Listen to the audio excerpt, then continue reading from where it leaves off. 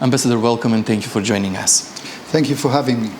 It's been a month since you have started the presidency with the European Union. It's a very challenging period for the whole Europe and the whole world, let's say. Has this been a part of your expectation or preparations for the presidency? Is this in some way part of your documents about your strategy, what you will do with the EU presidency? Absolutely, yes. The presidency is to a great extent defined by the international situation. Poland has taken over the presidency in a pretty complex international environment, with the third year of this barbaric war in Ukraine coming to an end, different geopolitical tensions in many parts of the world, migration crisis, hybrid threats, disinformation campaigns. I believe it is quite understandable that Poland chose our presidency's motto to be Security Europe, because we believe that we need to concentrate on our activities towards improving the European security. And security understood very widely. That's why we are talking about 7 dimensions of security, from protecting our borders and our people through economy, energy, information, to food and health security. Also, we believe that the EU enlargement policy is something that can help tremendously in achieving our security goals. So EU integration is going to be in the center of our attention during the Polish presidency. A lot of topics, but you have mentioned the security. Security and stability is really high. Very important topic for everybody in the European Union. We have heard a lot of opinions from Mr. Costa, from the President of the European Commission, from your Prime Minister. But what can we do about the stability and security in Europe? We have to realize that strengthening the security and resilience in Europe is a multi-dimensional task. It is not only about military security, but also economic, also food security, resilience to disinformation, and a number of current problems. So strengthening the security will be a very concrete part of our presidency. We would, for example, like to use all the EU support for building the defense infrastructure, such as the Shield East, for example. Another thing is to work on bigger complementarity of our actions, the actions of the EU, with those of NATO with regard to the western flank and so forth. Transatlantic relations will be very important in building this security. Poland has already started a good dialogue with the new Republican administration, and there are certain areas that we would like to work with them. So we will definitely work on advancing the coordination between EU and US with regards to the consequences of the Russian aggression in Ukraine. We hope to continue the dialogue on global issues, including China, Indo-Pacific, climate, energy sources. Also, there's a big task with this new administration for the EU, I believe, to not to allow us to get into any kind of tariff disputes and tensions, because we simply cannot have the luxury of getting involved in such tensions while the security of the Is transatlantic this possible relations is in with Donald jeopardy. Trump as the President of the United States? But of course it is. The new administration means the administration of Donald Trump, although, as we know, it is the second term of Donald Trump, and we had very good, extremely good relations as Poland with the administration of President Trump in the in his previous tenure. I believe that it will be similarly this time, and also, you know, there's this saying that we run campaigns in prose, but we run campaigns in poetry, but then we govern in prose. So we need to wait until sometime after the elections to see what actions actually the new administration will take. I wouldn't be afraid of that. Okay, I understand. Ambassador, and knowing all of this, is there any place, you have mentioned the enlargement, but is there any place or power for the enlargement process? We hope that we will be able to achieve certain progress in the enlargement process, both in the East and in the Western Balkans. Because in our opinion, as I said, integration process can be an important tool of achieving our security goals. And in our opinion, it is a bi-directional process, equally important to enlarge the European Union to the East and in the Western Balkans, a process that is mutually would mutually help each other. Our opinion, I believe, is identical with that of the EU Council. The new EU Commissioner, Marta Kos, was recently in Warsaw, and during her talks with the head of Polish diplomacy, Mr. Sikorski, she declared that she is going to give a new impetus to the enlargement process. She even declared that her task is, during her 4-year-long mandate, to close as many as between 100 and 200 negotiation chapters with the candidate countries.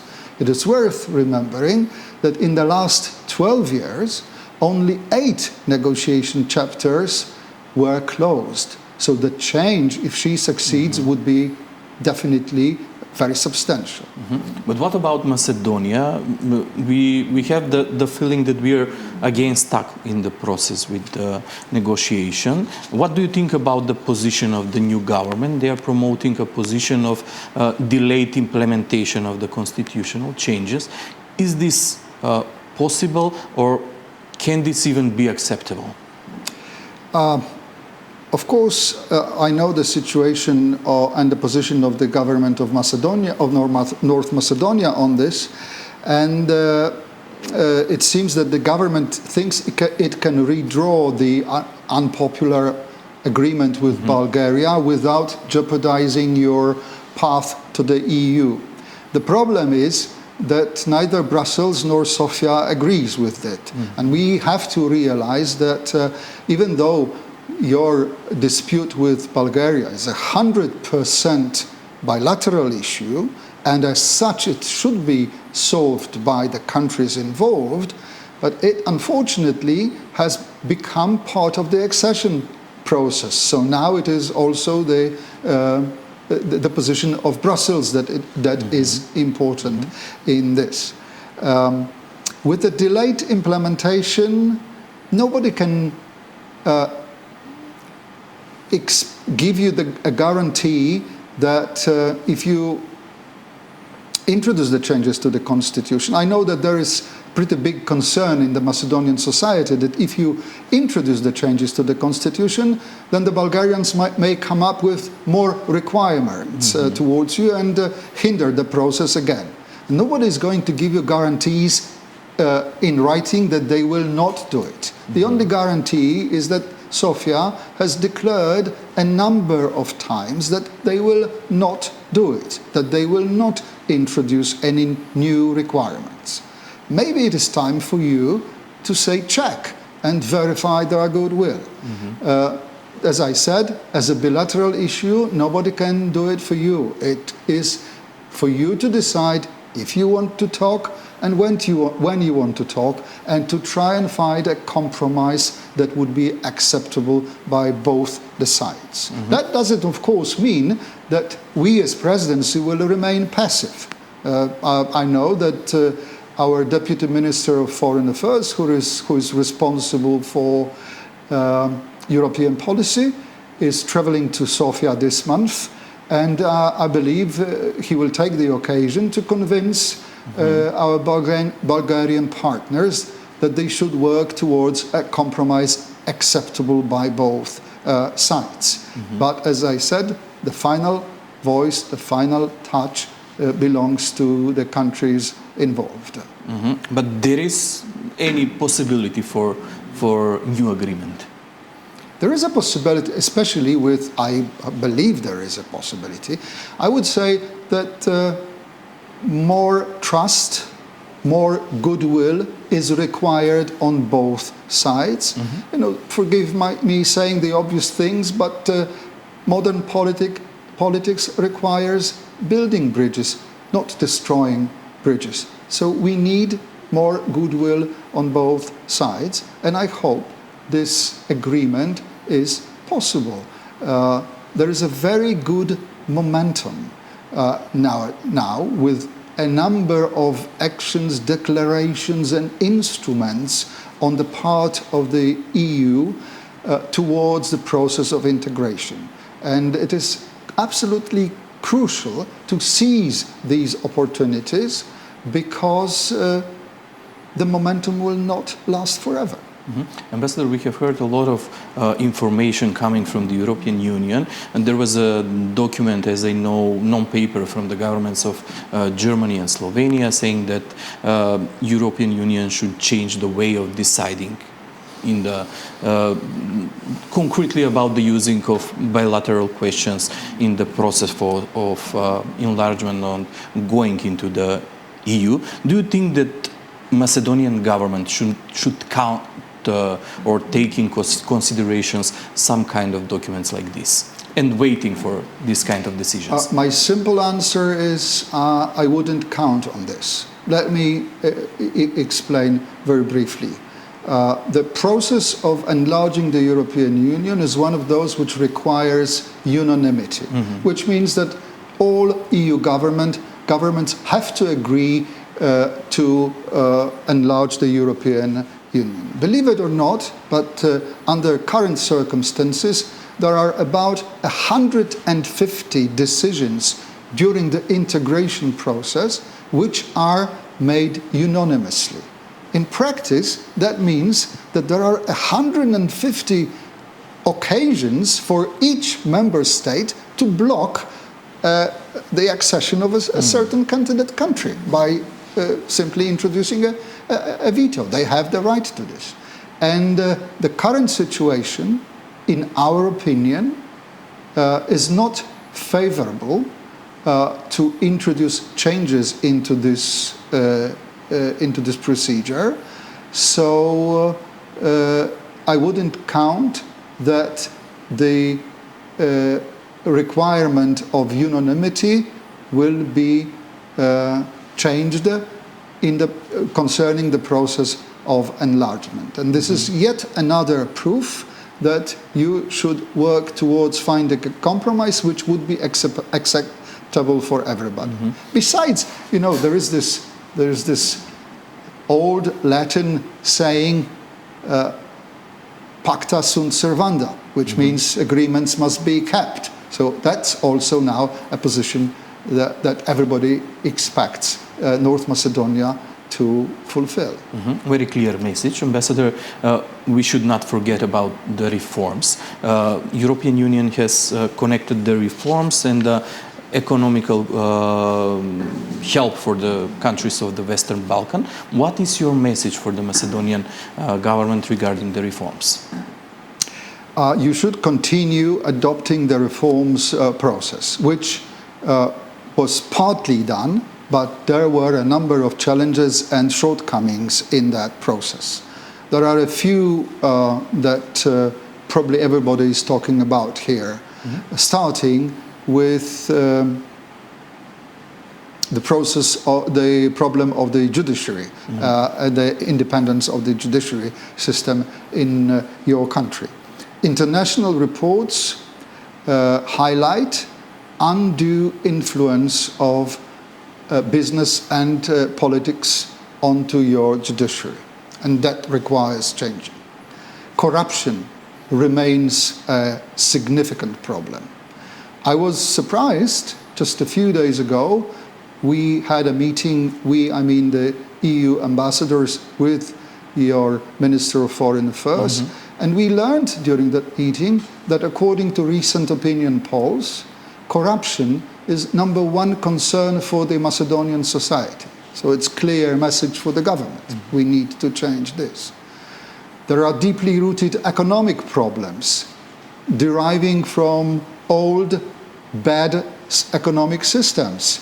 And these economic problems also requires addressing. Last but not least, we would like to see a full alignment with the EU standards as far as human rights are concerned. So there are certain problems which need to be addressed, and the government of North Macedonia should continue reforming the country. Also, because EU, as we know, introduced other instruments for Western Balkan countries, like the growth plan, for example, and a huge amount of money is connected with that growth plan, which aims at improving the economic convergence of Western Balkan countries with the EU standards, even before you become fully the EU member. This latest financial instrument that was adopted for the years 2024-2027 is a 6 billion euro worth instrument. So there's a lot of money to be taken from the European Union, including by the government of North Macedonia. But you need to deliver with your reform process. Yes, everything is in the hand of the government. Ambassador, very important topics, very clear messages. Thank you for this interview. My pleasure.